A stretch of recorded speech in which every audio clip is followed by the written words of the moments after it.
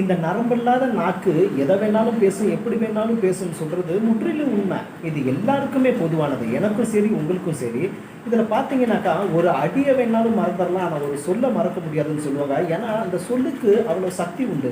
என்றைக்குமே ஒரு காயம் படுத்துறோம்னாக்கா அந்த காயம் கடைசி வரைக்கும் அந்த நெஞ்சில் ஈட்டியாக தான் பாஞ்சிக்கிட்டு இருக்கோம். அது இந்த நரம்பில்லாத நாக்குக்கு உண்டான சக்தி. அப்படி எதெல்லாம் பேசணும் பேசக்கூடாதுன்னு தெரியாத கோபத்தில் வாரி இறைச்சி பேசிடுவோம்.